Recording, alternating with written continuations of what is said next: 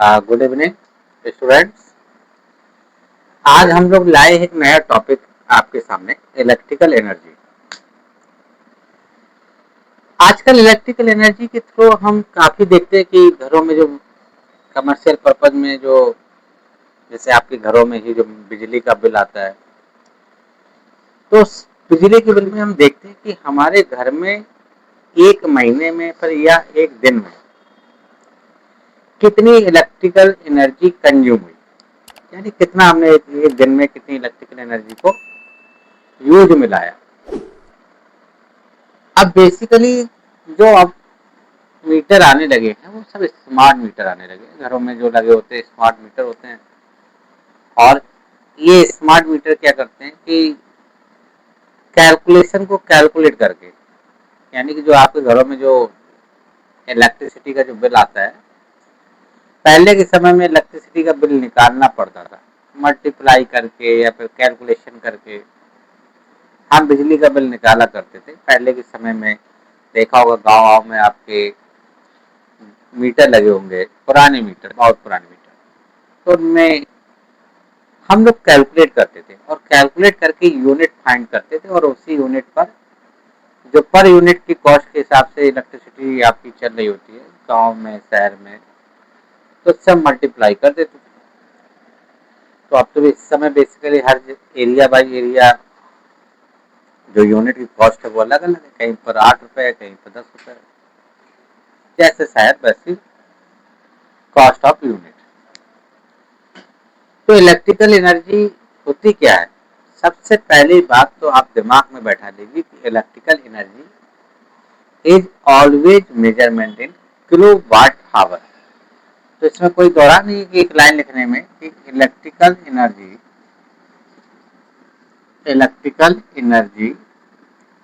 Is always measurement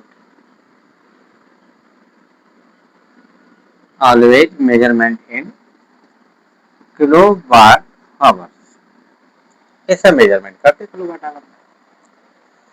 अभी अपन थोड़ी देर पहले पढ़ा था कि पावर इक्वल टू होता है W अपॉन टी, यानी electric work done upon time. और एक साइंटिस्ट थे जूल, ने बताया था कि work is converted into energy और energy is converted into work, यानी वर्क और एनर्जी एक दूसरे की फॉर्म है। वर्क को हम एनर्जी में कन्वर्ट कर सकते हैं और एनर्जी को वर्क में कन्वर्ट कर सकते हैं, क्योंकि विदाउट एनर्जी वर्क नहीं कर सकते और विदाउट वर्क एनर्जी मिल नहीं सकती। सिंपल सी बात। और energy transfer from one medium to another medium, ये भी हम जानते हैं। तो फॉर्मूला भी पढ़ा था कि electric power equal to W upon time. और क्या हम W को एनर्जी के बराबर लिख सकते हैं जूल के अकॉर्डिंग? बिल्कुल लिख सकते हैं। तो फॉर्मूला हो गया P equal to E upon time, where E क्या है? इलेक्ट्रिकल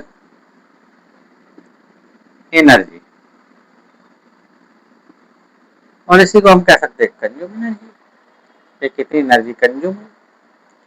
तो यहाँ से E की वैल्यू क्या हो जाएगी? E equal to P into T. और अभी पहली लाइन आपने सीखी है कि electrical energy is always measurement in kilowatt hour. तो हमेशा पावर को हम किस में लेंगे? किलोवाट, और टाइम को किस में लेंगे? आवर्स में। तो यहाँ से इलेक्ट्रिकल एनर्जी की यूनिट क्या होगी? Kilowatt hours. जो मीटर होते हैं जो घरों में हमारे स्मार्ट मीटर हैं, उनमें हम जब देखते हैं कि जब आप बिजली का बिल देते हो तो वहां पर एक यूनिट लिख कर आती है, 200 किलोमीटर, सॉरी 200 किलोवाट आवर, या 500 किलोवाट आवर, या 100 किलोवाट आवर। इसका मतलब है 100 किलोवाट आवर का मतलब है कि आपने कितनी एनर्जी कंज्यूम की? 100 किलोवाट। तो अब उसी में हम कॉस्ट से मल्टीप्लाई कर देते तो वो लाइट का बिल हमें पता चल जाता है कि कितना बिल आया आपका घर। ठीक है, जैसे हमारे घरों में कई सारे अप्लायंस कनेक्टेड हैं, और किसी की पावर कुछ है, किसी की पावर कुछ है, किसी की पावर कुछ है, और किसी को आप 2 घंटे यूज कर रहे हैं या फिर किसी को आप 4 घंटे यूज कर रहे हैं। तो ऐसे करते करते आपकी इलेक्ट्रिकल एनर्जी कंज्यूम हो रही है। और कितनी टोटल एनर्जी कंज्यूम हुई?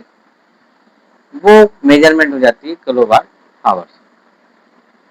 तो सबसे पहली बात आप समझिए कि electrical energy is always measurement in kilowatt hours. ये बेटा गलती सबसे ज्यादा होती है कि क्वेश्चन में आपको वाट में दे दी गई पावर और टाइम को दे दिया आपको सेकंड में, तो आपने बहुत जल्दबाजी के चक्कर में आंसर जब निकालते हैं तो वाट और सेकंड में ही निकाल के आ जाते हैं और कहते हैं कि आपका आंसर सही है, लेकिन ऐसा नहीं। ध्यान से हमको ध्यान ध्यान देना है कि इस बात का बिल्कुल भी कि पावर अगर वाट में है तो सबसे पहले उस पावर को किलो वाट में बदल लें, तो गलती होने के चांसेस बिल्कुल आपके नहीं। और टाइम अगर कहीं सेकंड में दिया गया या मिनट में दिया गया हो तो बिना देरी किए हुए उसको आवर्स में बदल लेंगे। और इस तरीके से जब हम निकाल लेंगे तो फिर हम यहाँ से फार्मूला रख के आसानी से एनर्जी की वैल्यू निकाल सकते हैं। ये बोर्ड में क्वेश्चन इसका जरूर आता है, बहुत ही इंपॉर्टेंट टॉपिक है। और ये भी कह सकते हैं कि फ्री का नंबर है, इसमें ज्यादा आपको दिमाग नहीं लगाना, बस सिंपल सा कॉन्सेप्ट पे आपको फोकस करना है। तो एक क्वेश्चन देखते हैं हम लोग उसका, ठीक है। तो एक क्वेश्चन करते हैं हम लोग इलेक्ट्रिकल एनर्जी का।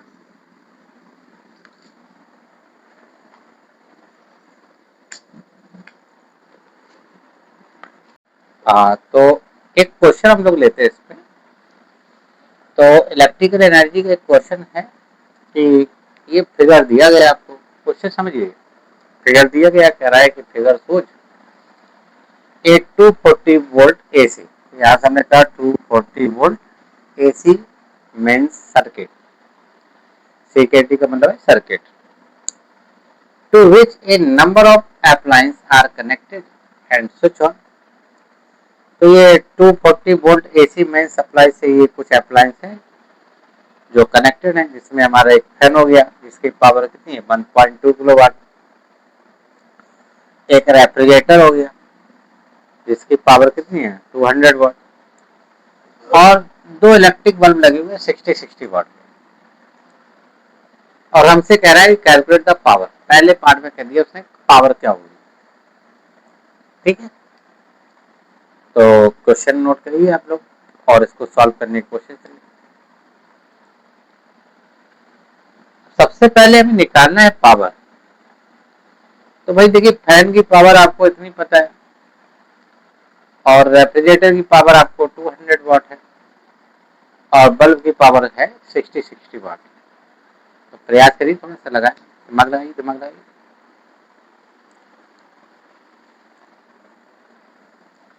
देखिए पावर निकालने के लिए इसकी तो कितनी 1.2 और इसकी पावर कितनी हो जाएगी बताओ 200 वाट है।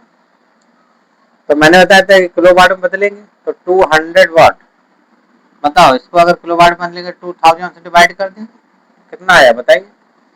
दो जीरो से दो जीरो कैंसिल हो गया और टू बन गया, ये हो गया तुम्हारा, इससे ये खत्म हो गया 10.0 बना गया, तो ये 0.1 हो गया।